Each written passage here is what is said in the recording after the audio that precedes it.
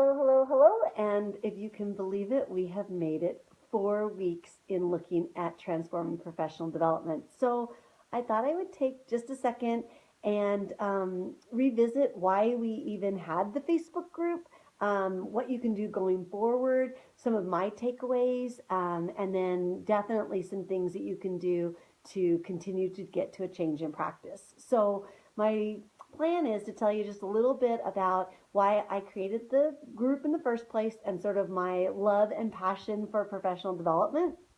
And then I want to talk a little bit about some of the things that I learned on the journey and some of the things that I hope that you were able to take away. And then I want to end with a new thing that I came up with yesterday that you guys inspired me to create. So, let's see. Well, yeah. So I've always taught adults. I was kind of talking to my friend Crystal about this last night, and I'm like, even when I was 12 and I was teaching swimming lessons, I always taught the mommy and me classes. So I was teaching moms to teach their babies to swim, and I always taught the first-time swimmers that were adults.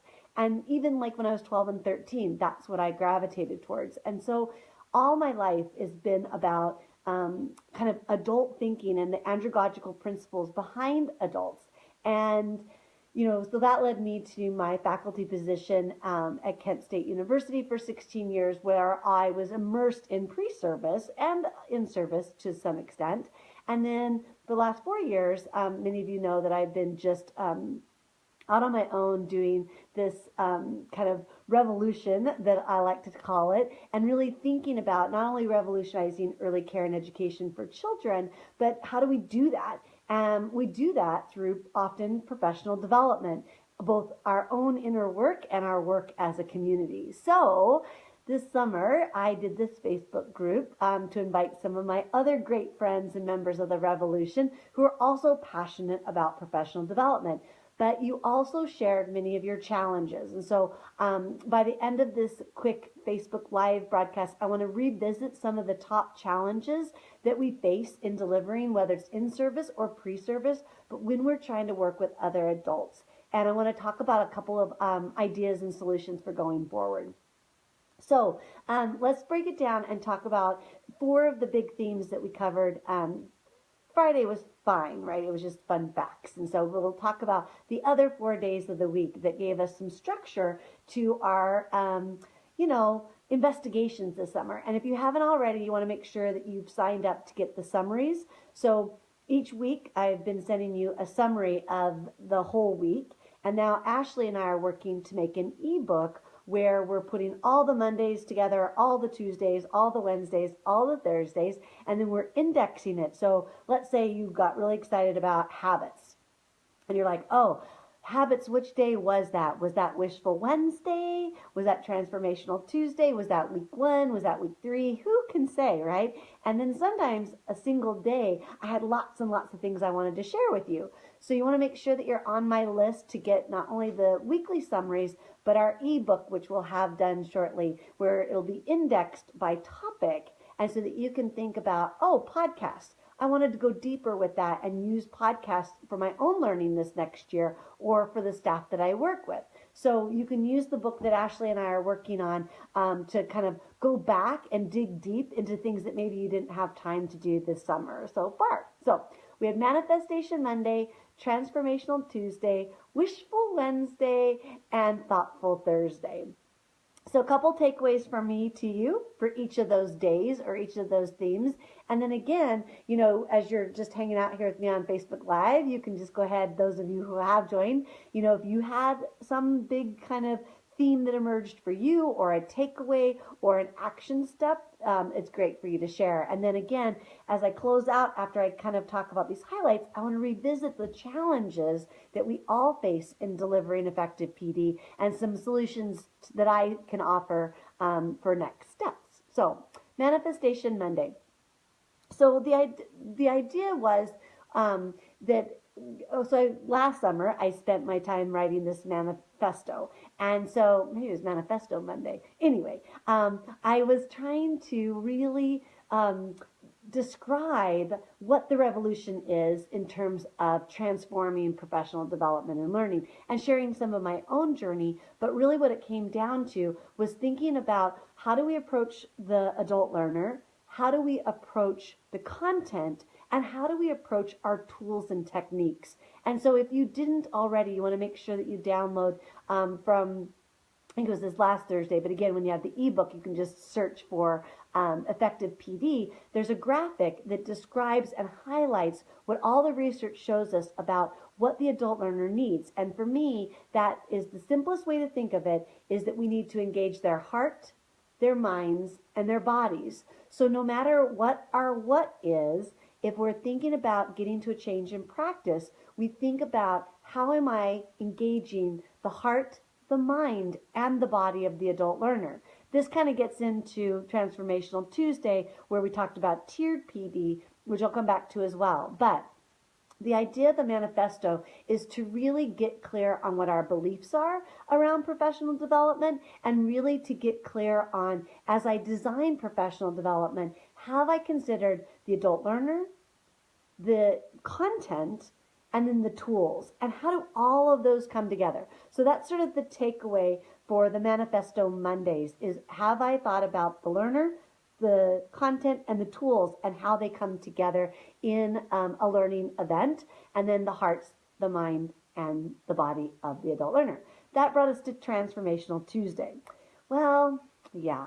So I was hoping to kind of like spark some ideas and some interest in using technology. So some colleagues and members of the revolution, in particular, Marcia Bloom from Colorado, we've been studying the work of Julian Stodd. And if you haven't checked him out yet, you need to do that. But he talks about the social age. And so he talks about how that we're in a digital age, that we're in and inundated with technology, but we don't need to be fearful of it, nor do we need to let it drive everything we do. So it's really still about evolving a sociology. It's about creating community. And the technology just becomes one of our tools. So I guess what I want you to do for a takeaway for Tuesdays was to not be worried about technology and not try to let it run things, nor to completely leave it out of the conversation. But how do we evolve a sociology? How do we create community? And how do we embrace technology to then foster learning and development? And then when we're designing PD, have we thought about how will people interface with the content? Will they be on their phones? Will they be on a mobile device? Is the technology in the way? Do we say, oh, just go look it up on, our shared space? Like everybody knows how to get into that, right? So one of the things we're really learning is that you have to embed learning how to learn into your PD. So if you're going to use a Google Drive, if you're going to use Twitter, if you're going to use Pinterest, make sure that you've embedded time into PD for people to learn how to learn to use that technology so that it actually adds to the community. All right? So that brings us to Wishful Wednesday. We had lots of wishes, right? And our biggest wish was, why don't they just drink the Kool-Aid? It's so lovely on this side, right? Where you just get it and you just do it. And why doesn't everybody? Well, we have to always remember that just like with children, we're not there to manage their behavior. We're not there to control their behavior. We're there to support and scaffold and guide and invite. So again, it comes back to, what is your relationship with the people that you're coaching, the people that you're training, the people that you're working next to? Maybe you're a peer and you're doing and leading some staff development. What is your relationship? And if your relationship isn't strong, you can wish all you want. We also explored a lot about habits, our own and the habits of others. And so I invite you to go back and think a little bit more about, how do we start to change habits? And what is a habit? How did it become a habit in the first place? And then what habits do we want to hold on to? What things do we want to allow people? And have we created space for a new habit, right? So our lives are full, our brains are full, our day is full. If I just keep asking people to do another thing and another thing and another thing, what have I removed? What have I said? Let's let this one go so I can make space for the new practice. So when I think about Wishful Wednesday, I always think about, I got to think about my own inner work first before I think about getting others to drink the Kool-Aid. I have to be thinking about the habits that underlie the practices, good, bad, or ugly, and then how do I really get to a place where we have strong relationships first and foremost before I start trying to get to a change in practice. And then definitely, yeah, I see some of you are picking up on that. Create space for a new habit, right? We just can't keep adding to the plate. We have to remove something, and that something might be something that's not serving us. And this is really hard for those who might have a different morning than an afternoon, or if you're an itinerant and you're visiting lots of different classrooms, you have to have enough space to change and morph and create on the fly. But that brings us to Thursday, which was our thoughtful Thursday, right? Something like that. And it's about doing our own self-awareness, our own self-reflection, our own ability to read the cues of others, to start off with the positive emotional attractor, right? So if I'm going to coach, if I'm going to train, if I'm going to teach, how do I start with people's strengths? How do I start with things that will make them feel hopeful? What is our shared vision? Not just what is my vision, right? Because I'm very clear about what I want you to be doing. But how do we co-create something? So it kind of all starts to morph together, right? I care about the adult's heart, mind, and body. I care about creating and evolving a community that I can use technology to do. I can be very wishful, but I need to create space for new habits. And then I need to be very thoughtful and make sure that my own EQ, my own emotional quotient, is high enough that I'm really engaging in good self-awareness, good self-regulation, to be able to invoke the positive emotional attractor, to be able to work from a place of hope and compassion, not compliance and fear. And so just in my everyday, how do I model?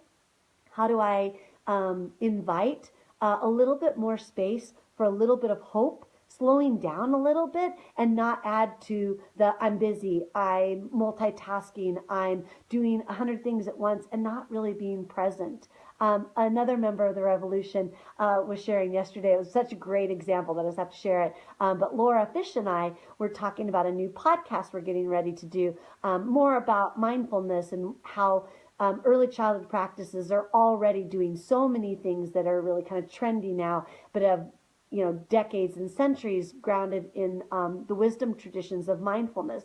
And she said, what's really interesting is that if you're at Play-Doh and you have two little kids that are just playing with Play-Doh, and if you just say to them something like, oh, hey, Alicia, did you notice that Miguel was making whatever he's making with his Play-Doh? Or if you say, hey, Miguel, what might we do if we run out of Play-Doh today? Any of these things, this is like a question, like, yeah, what are you getting at, Kristie?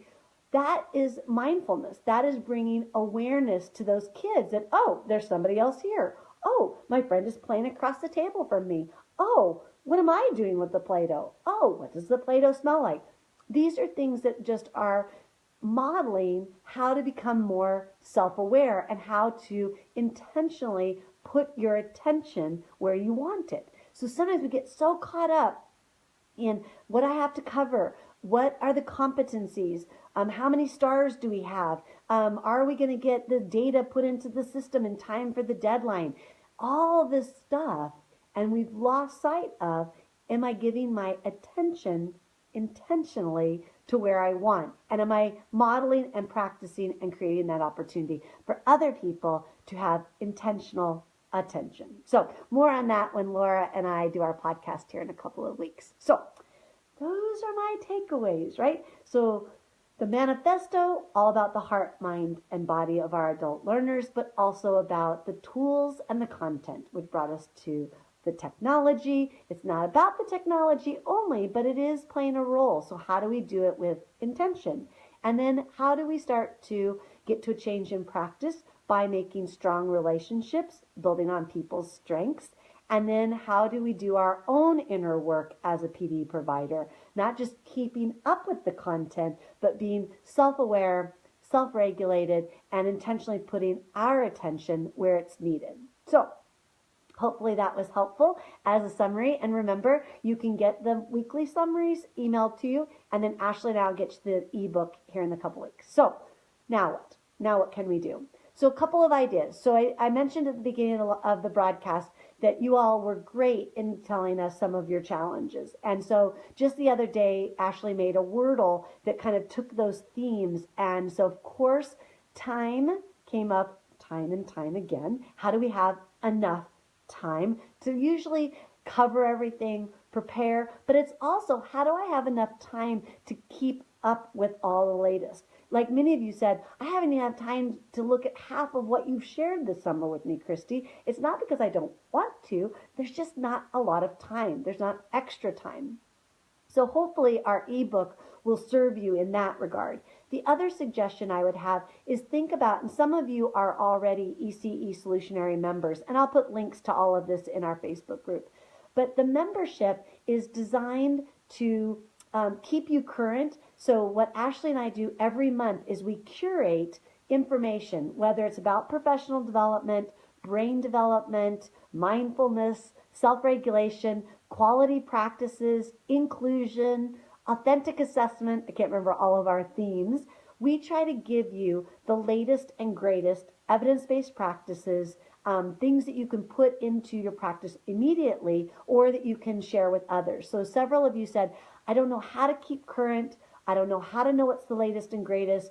Sometimes we get Googling and we just go down a rabbit hole and we forgot what we were searching for in the first place, or we don't know if it's good stuff, right? It's like the article was interesting, but I'm not quite sure if this is true. What's the research behind it? So this membership allows you to get curated content straight to your email each month that Ashley and I have already vetted. It's either stuff that we've created or stuff that our colleagues have created or stuff that we know is from a trustworthy source. So that was my one suggestion. It's $20 a month.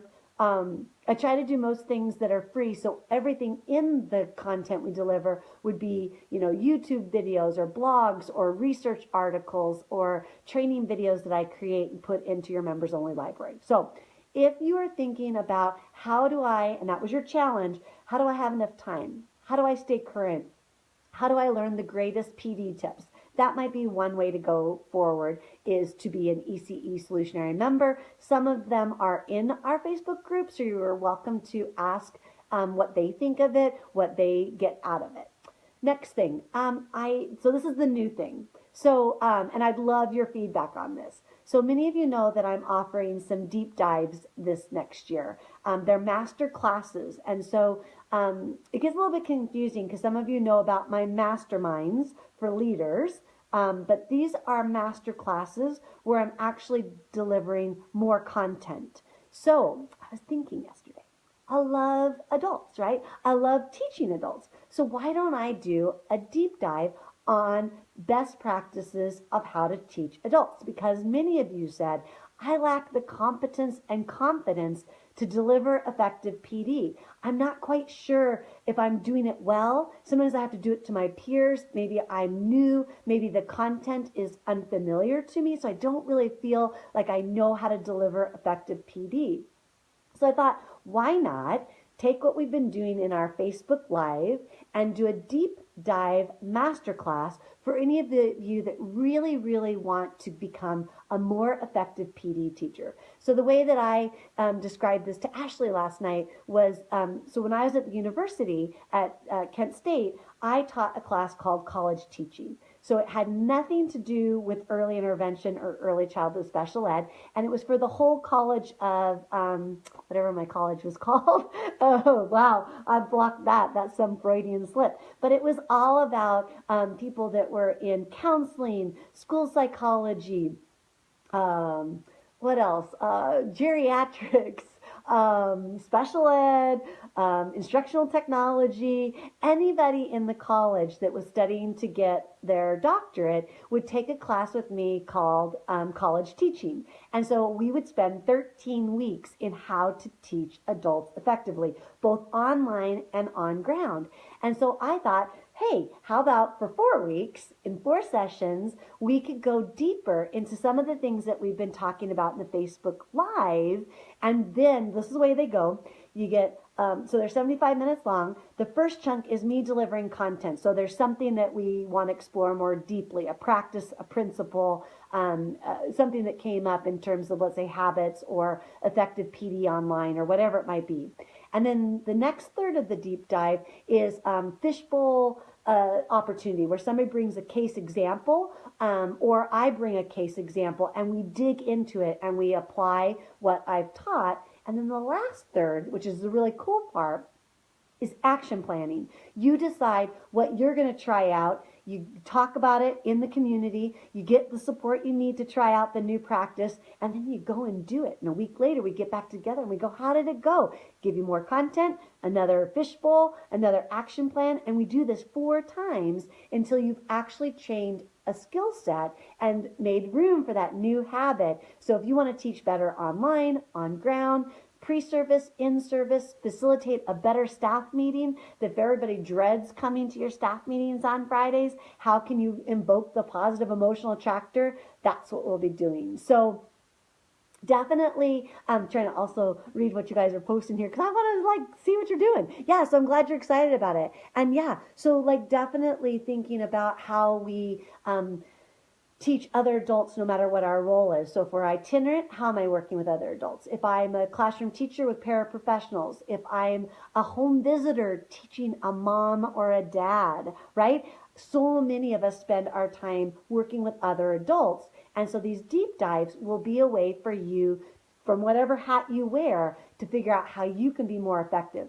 So Crystal and I came up with a name for it. So see what you think, and then I'd love your feedback even on just the name of it, and whoever can help me name it, then we'll go with that name. So we were calling it Train Adults to Get to Results. I think that's what we called it. We were trying to be clever. So it was called Train Adults to Get to Results. So do you like that? Would you be intrigued by it? Do you have a better idea? So that's my last little rambling of my new idea that I hope you're super excited about. And I'll put all the links to all of this in our Facebook. But I thought, this is what I love to do, right? I love to teach adults. And college teaching was one of my favorite classes. And so it's not about the content. It's about our ability to get to a change in practice. It's about our ability to support adult learners. And how do we learn to do that? Many of us on the fly. And so this would be a purposeful way to get better at teaching and supporting adults based upon the principles that we've been talking about: compassion, hope, pulling from appreciative inquiry. So still all evidence-based practices, but in a social age, right? In a new way of thinking about it. So did I cover everything? I have these really notes that nobody could read, including myself. But I hope that was helpful, speaking of hope. And I've so enjoyed having these 4 weeks with you all. And I hope that you will continue to dive into, speaking of dives, the weekly summaries, ask questions, share your ideas, share what's working, but reach out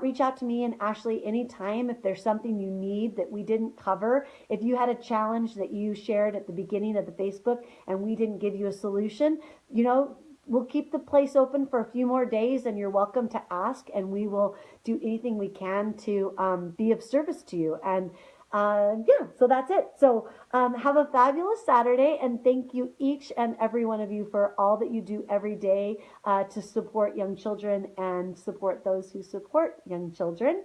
And check out the manifesto if you want to get more about your beliefs. Check out the membership if you want to stay current and timely and have stuff delivered straight to your door. And then check out my deep dive. You can apply today, and then we will have a master class together in andragogical principles. Doesn't that sound fabulous? All right. Thank you each. Have a great day.